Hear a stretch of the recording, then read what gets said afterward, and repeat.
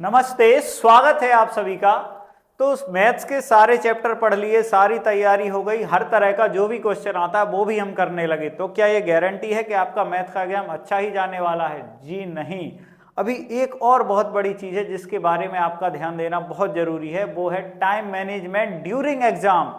उस 3 घंटे में आप टाइम को कैसे मैनेज कर पाती हैं, बहुत जरूरी है। बहुत सारे स्टूडेंट सब कुछ अच्छा कर लेते हैं लेकिन उन 3 घंटों को मैनेज नहीं कर पाते, जिस वजह से उनका पेपर खराब हो जाता है।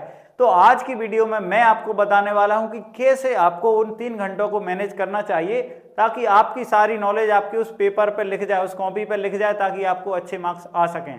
तो चलिए बात करते हैं कि हम कैसे हमें उन 3 घंटों को मैनेज करना चाहिए।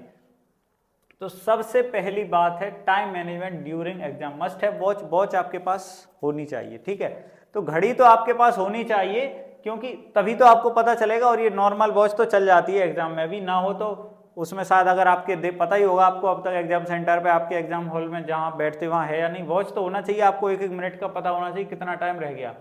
एक मेन सलाह ये है कि don't be stuck on tough और लेंदी क्वेश्चन। आपने देखी होगी हमारी वीडियोस में मैंने 5 बड़ी गलतियां बताई हैं कि एग्जाम के दौरान बच्चे कौन सी 5 बड़ी गलतियां करते हैं। उसमें से एक ये है कि लेंदी क्वेश्चन या कोई टफ है तो उस पर फंसे मत रह जाओ।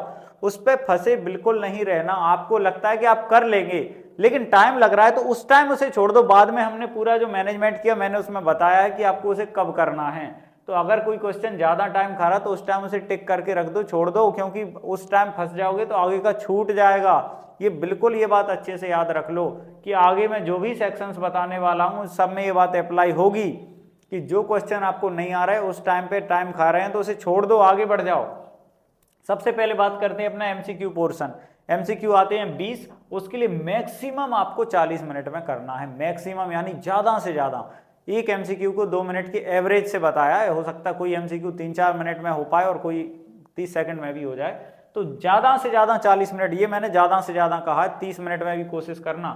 अब अबव एवरेज बच्चों का क्या है कि अगर कुछ बच्चे अबव एवरेज हैं यानी वे सामान उनका ठीक रहता है, 50-60 नंबर से ज्यादा उनके आराम से आ जाते हैं अगर मैथ में, तो उन्हें स्टार्टिंग में ही एमसीक्यू कर लेना चाहिए। शुरुआत से पूरा पेपर करते चले आओ, एमसीक्यू करो।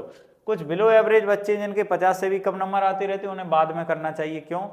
क्योंकि देखो प्रैक्टिकल सीधी सलाह है कि एग्जाम में इतना बहुत तो हो जाता है, थोड़ा बहुत जो अगर तुम अपने साथियों दोस्तों से पूछोगे तो तब एमसीक्यू बाद में थोड़ा कंफर्म हो जाएंगे। ये देखो मैं कुछ ऐसा नहीं कह रहा कि पूछना ही चाहिए या नकल करना चाहिए, वो तो नॉर्मल प्रैक्टिकल सलाह है कि हर कोई अगर कंफर्म कर ही लेता है थोड़ा बहुत तो बाद में तुम्हें पता चले कुछ और लिखो तो कॉपी बिगड़ जाए, उससे क्या मतलब। ठीक है, लेकिन 40 मिनट मतलब 40 मिनट। इन 40 मिनट में भी क्या करना है ये बात पता है ना। 40 मिनट में भी जैसे 30 मिनट में कर लो तो बचे 10 मिनट में क्या करना, बचे 10 मिनट में जो एक आध कठिन लगा होगा उस टाइम पे छोड़ देना चाहिए। कि पता चले 40 मिनट में से 10 मिनट एक ही एमसीक्यू खा गया, तुम्हारा हो नहीं रहा था और तुम पीछे पड़ गए उसके, वो गलत है। तो सबसे पहले क्या करना चाहिए कि जो आता जाए उसे करते जाएं, फिर जो बचा टाइम है उसमें वो कठिन क्वेश्चंस को करें। ये अपने एमसीक्यू का काम हो गया। अब सेक्शन बी, सेक्शन बी में अपने 5 क्वेश्चन आते हैं। Question number 21, 22, 23, 24, 25। तो वो 5 क्वेश्चन को 20 मिनट में करना। 2-2 नंबर के क्वेश्चन आते, कोई बहुत लेंदी नहीं आते, नॉर्मल क्वेश्चन है। तो 5 क्वेश्चन 20 मिनट में यानी 4 मिनट आप पर्याप्त एक क्वेश्चन में लगा सकते हैं। तो 5 क्वेश्चन, उसमें भी 20 मिनट का क्या है, वही काम है कि जो क्वेश्चन टफ या लेंदी लग रहा है उस टाइम पे छोड़ दो तो पता चले पूरा सेक्शन भी निपट ही गया अपना 12 मिनट, 13 मिनट या 15 मिनट में। तो बचे 5 मिनट उस टफ क्वेश्चन को लगा दो जो रह गया था उस सेक्शन बी में। अब सेक्शन सी और डी, सी और डी ये 3-3 नंबर के आते हैं इसमें, और डी में आते हैं 5-5 नंबर के। कुल मिला के 6 इसमें आते हैं, 4 इसमें आते हैं। तो 6-4 पूरे 10 क्वेश्चन आते हैं। खूब सारा मटेरियल सी और डी, यही थोड़ा सा लेवल अप होता है इसका ऑब्वियसली, और थोड़ा टाइम टेकिंग होता है। तो पूरा 1 घंटा 60 मिनट दे रहे हैं इसके लिए। पूरे सेक्शन सी और डी को 1 घंटे आराम से करो, 1 घंटे तक करना। 1 घंटे में भी जो टफ या लेंदी लग रहा हो उसे छोड़ के चलना और जल्दी से निपटा लेना जितनी जल्दी हो सके, है ना। ध्यान, जल्दी का मतलब ये नहीं होता कि लापरवाही से कि गलत कर दिया, मिसकैलकुलेशन कर दी, वैसा कुछ नहीं। तो वैसा करते हुए 1 घंटे में निपटाना। फिर बचे section E, case based question. अगर आपको केस बेस्ड क्वेश्चन की अप्रोच ना आती हो तो इसकी एक अलग से वीडियो चैनल पे है कि केस बेस्ड क्वेश्चन कैसे करे जाते हैं, तो वो आप देखना। उसकी प्रॉपर अप्रोच अगर पता होगी तो ही सही कर पाओगे, नहीं तो घबराते ही रह जाओगे। तो 3 केस बेस्ड क्वेश्चन उन्हें 30 मिनट में करना। देखो 3 12 नंबर के टोटल होते हैं, 4-4 नंबर के 3, उसे 30 मिनट यानी आधा घंटे तक करना। उसमें भी किसी पे स्टक हो रहा हो तो उसे उस टाइम छोड़ना और बाद में करना। तब भी पता एक बात ध्यान है, ये एमसीक्यू का जो अपन ने 20 मिनट लिए थे, 40 मिनट दिए थे, इसमें मैंने क्या कहा था कि इसमें भी जो एमसीक्यू कठिन लगे वो बाद में करना।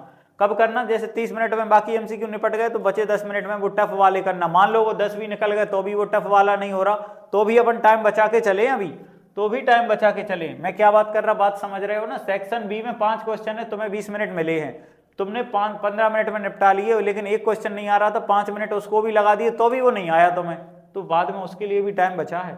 सेक्शन सी और डी में भी जितना गिवन टाइम है उससे ज्यादा टाइम नहीं लगाना, उतने टाइम में फिर भी उसके बाद भी तुम्हें 20 मिनट उन टफ क्वेश्चन को बचेंगे जो सबसे निकल के कुछ ऐसे क्वेश्चन आए होंगे जो तुम्हें आए ही नहीं, पर्टिकुलर टाइम में वे हो ही नहीं पाए, तो उसके लिए भी फिर बचे 20 मिनट में हो जाएगा। और 10 मिनट में रिवीजन का मतलब एक बार देख लेना कॉपी को अच्छे से, और देख लिया होगा तो ये टफ में क्वेश्चन में ये टाइम भी लग जाएगा।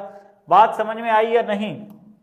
बात समझ में आना चाहिए कि जो एमसीक्यू का क्वेश्चन है उसके बाद एमसीक्यू में होगा देखो 40 मिनट, 40 के बाद 40 और 20 60 मिनट, यानी 1 घंटा ये हो गया, 1 घंटा सेक्शन सीओडी खा गया है ना, तो सीओडी खा गया तो ये 2 घंटे हो गए, 30 मिनट में अपने केस बेस्ड हो गए तो हो गए 2.5 घंटे, और 2.5 घंटे में से 20 मिनट में टफ क्वेश्चन जो तुम्हें नहीं आएंगे उनमें हो जाएगा, कुछ रिवीजन इधर उधर, इतना तो टाइम वेस्ट भी हो ही जाता है, इधर उधर गए, वॉशरूम गए, कहीं कहीं गए, तो इस तरीके से ये पूरा टाइम मैनेजमेंट इस तरीके होना चाहिए। टफ क्वेश्चन तभी कर पाओगे जब उनको टाइम बचा के दोगे, टाइम ही नहीं बचेगा, आराम आराम से करते रहोगे तो नहीं कर पाओगे।